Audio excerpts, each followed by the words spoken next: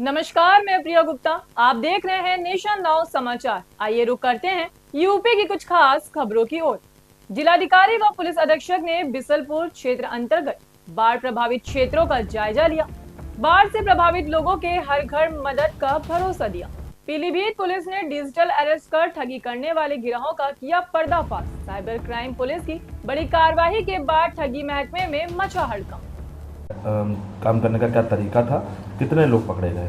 देखिए, ये जनपद पीलीभीत में वर्ष 2024 अगस्त में एक डिजिटल अरेस्ट का केस हुआ था, जिसमें फर्जी तरीके से एक व्यक्ति को डिजिटल अरेस्ट का धमकी और ब्लैकमेलिंग करते हुए उनको बोला गया।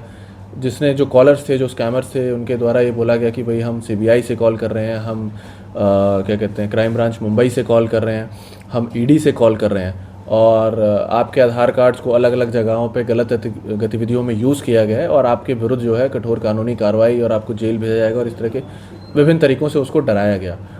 उसके भय में आते हुए उस व्यक्ति के द्वारा अपने दोस्तों से भी पैसा उधार लेते हुए कुल 57 लाख से अधिक रुपए इनको स्कैमर्स को दिए गए। 2024 अगस्त की ये घटना थी। इस पर हमारी टीम लगी हुई थी और हाँ, खुशी की बात यह है कि एक साल बाद उस गैंग को पकड़ा गया है। उस गैंग के विभिन्न अंग हैं जो अलग अलग तरीके से ये काम करते हैं, जिसमें जिन लोगों के पास ये पैसा गया था उस गैंग के 5 व्यक्तियों को गिरफ्तार किया गया। इन लोगों के द्वारा पैसा लिया जाता है, पैसा लेके उसके बाद उसको अलग अलग जगह डिस्ट्रीब्यूट कर दिया जाता है, डिस्ट्रीब्यूट करके विभिन्न अकाउंट्स के थ्रू विड्रॉ कर लिया जाता है ताकि एक जगह कोई भी ट्रेल ना फंसे और पैसे को होल्ड कराने से पहले ही उस पैसे को विड्रॉ कर लिया जा सके। 5 लोग इसमें अरेस्ट हुए हैं उस गैंग के और 3.5 लाख रुपए बरामद हुए हैं, 9 मोबाइल फ़ोन्स बरामद हुए हैं। उसके अलावा आधार कार्ड और अन्य डॉक्यूमेंट्स बरामद हुए हैं जो इनके द्वारा यूज़ किए जा रहे थे इस गैंग में और इस क्राइम में। इसके अलावा ये गैंग अन्य क्राइम्स में भी इन्वॉल्व है, जिसके ऊपर अभी पीलीभीत पुलिस काम कर रही है। इसके अलावा जिन लोगों के द्वारा कॉल करके स्कैम किया गया था उनके ऊपर भी हमारी टीम सभी लगी हुई हैं और इन 5 लोगों के अलावा जो अन्य लोग इस गैंग में हैं उनको भी बहुत जल्दी इसमें गिरफ्तार किया जाएगा। कोई इनामिया भी था इनमें से? नहीं, ये गैंग अभी वर्कआउट हुआ है। इस गैंग के लोगों पे हम लोग काम कर रहे थे, तो आगे अगर इसमें और हमारे अभियुक्त ऐसे निकलेंगे तो उनके ऊपर इनाम करके कार्रवाई की सर, लगातार जो डिजिटल अरेस्ट है, साइबर फ्रॉड के मामले सामने आ रहे हैं, क्या अपील करना चाहेंगे हम लोगों से? देखिए, हम एक ये अपील ज़रूर करना चाहेंगे सभी लोगों से कि डिजिटल अरेस्ट नाम की कोई कानूनी प्रक्रिया नहीं है। तो सबसे पहले तो ये चीज़ समझ लीजिए कि किसी भी प्रकार से कोई भी आपको फ़ोन पे अगर डिजिटल अरेस्ट का या किसी प्रकार के अरेस्ट का बहाना देके पैसे मांग रहा है तो वो संपूर्ण रूप से फ्रॉड केस है। दूसरी बात, अगर किसी भी प्रकार का साइबर फ्रॉड, आप पैसा किसी को दे रहे हैं या आपका पैसा निकल जा रहा है या आपने कोई ऐप डाउनलोड कर लिया, अकाउंट से विड्रॉ हो गया, कृपया करके तुरंत आप 1930 पे कॉल कर दीजिए। बहुत सिंपल नंबर है, उस पर तत्काल कॉल कर दीजिए। एनसीआरपी का एक पोर्टल है, उस पर जाके आप गूगल पे सिर्फ एनसीआरपी पोर्टल सर्च करेंगे, एनसीआरपी पोर्टल सर्च करके अगर उस पर डाल देंगे वो पोर्टल मिल जाएगा, वहाँ भी आप कंप्लेंट रजिस्टर कर सकते हैं। उसका कारण ये है कि जितनी जल्दी आप पुलिस को सूचना दे देंगे उतनी जल्दी हम उस अकाउंट में जिस अकाउंट में पैसा गया है उसको बैंक से बात करके होल्ड करा सकते हैं।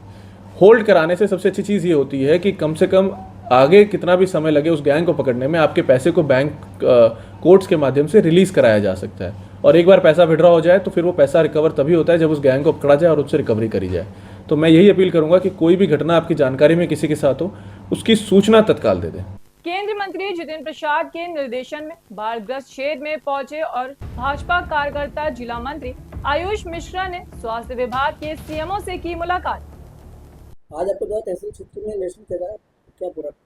देखिए, इस समय बीसलपुर तहसील जो है उसमें जल भराव की स्थिति बनी हुई है। कई गांव में मुख्य सड़क पे भी था, तो इसलिए आज मैं यहाँ आया था ताकि यहाँ बैठ के ज़मीनी हकीकत को देखते हुए भी, रास्ते में कई गाँव में से भी होता हुआ आया हूँ, तो यहाँ पे जो हमारे बचाव कार्य हैं, स्वास्थ्य विभाग द्वारा जो कैंप लगाए जाने हैं, उन सबकी समीक्षा करनी आवश्यकता थी। और अभी पार्टी के कार्यकर्ता और सम्मानित उपाध्यक्ष महोदय भी बैठे हुए हैं हमारे साथ, तो इन लोगों से समन्वय करते हुए टीमों का गठन कर दिया गया है।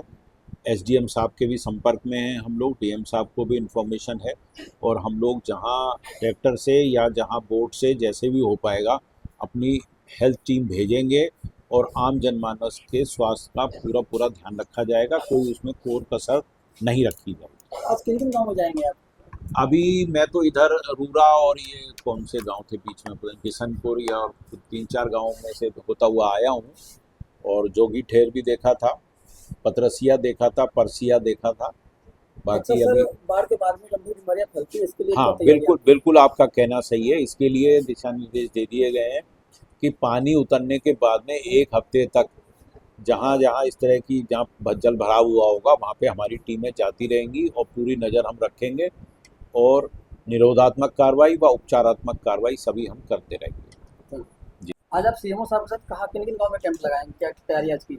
अभी हमारे लोग सीएमओ साहब के साथ बैठ के आपस में एक समन्वय बैठक हुई है, जिसमें हम लोगों ने टीमें बनाई हैं, जिसमें अभी सीएमओ साहब के द्वारा एक टीम जो है बड़ापुरा धारम को भेज दी गई है और बाकी कई गांव जो चिन्हीकरण हम लोगों ने किए हैं वो हमने गांव चिन्हीकरण के सीएमओ साहब को सूची दे दी है। तो उन्हीं गाँव में हम लोग, हमारे कार्यकर्ता, भारतीय जनता पार्टी के कार्यकर्ता और स्वास्थ्य विभाग की टीम मिलकर आपस में समन्वय के रूप में कार्य करते हुए आपस में जो भी गांव में जो हमारे बाढ़ से पीड़ित हमारे रोगी हैं जिनका स्वास्थ्य खराब है, तो वो टीम उनके जाके उनका इलाज कराएगी।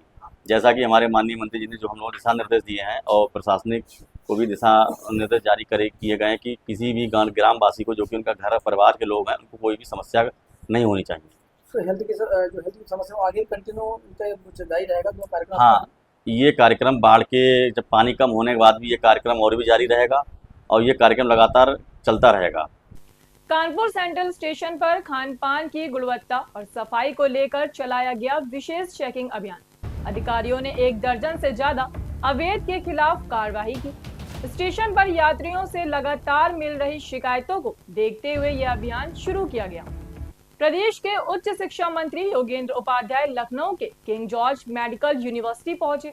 उन्होंने रामस्वरूप मेमोरियल यूनिवर्सिटी में LLB पाठ्यक्रम की मान्यता नवीनीकरण और अवैध वसूली के विरोध में प्रदर्शन के दौरान घायल हुए छात्रों से मुलाकात की और उनकी चिकित्सा व्यवस्था का हाल जाना। आगरा में यमुना नदी उफान पर है और दर्जनों गांव बाढ़ की चपेट में है। भाटेश्वर मंदिर की सीढ़ियों तक पानी पहुंच गया। प्रशासन राहत कार्यों में जुटा है और प्रभावित लोगों को सुरक्षित स्थानों पर स्थानांतरित किया जा रहा है। मुख्यमंत्री योगी आदित्यनाथ का संदेश, भाजपा के कार्यक्रम सिर्फ पार्टी के लेकर नहीं बल्कि देश की भलाई के लिए। कार्यकर्ता आम जनता के विश्वास का हिस्सा है और राष्ट्र प्रथम के भाव का काम करते हैं। अयोध्या के भूटान के प्रधानमंत्री शेरिंग तिबोगे ने प्रभु श्री राम के दर्शन किए, राम मंदिरों की भव्यता का आनंद लिया। उनके साथ मंदिर ट्रस्ट के महासचिव चंपत राय और कई अन्य जनप्रतिनिधि भी मौजूद थे। दर्शन पूजन के बाद प्रधानमंत्री और उनकी पत्नी ने यादगार तस्वीरें भी ली। कानपुर में छात्रा को तकनीकी स्वरूप से सक्षम बनाने के लिए पहला IIT स्कूल खोला गया। IIT कानपुर का मदद से स्थापित इस स्कूल की छात्रा को आर्टिफिशियल इंटेलिजेंस और अन्य विषयों में प्रशिक्षण दिया जाएगा। प्रशिक्षण पूरा करने पर छात्रों को IIT में प्रमाणित सर्टिफिकेट भी मिलेगा।